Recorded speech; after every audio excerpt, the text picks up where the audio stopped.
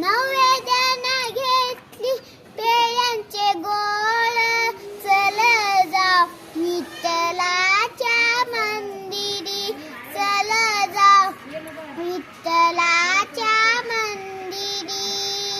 सुख दुःख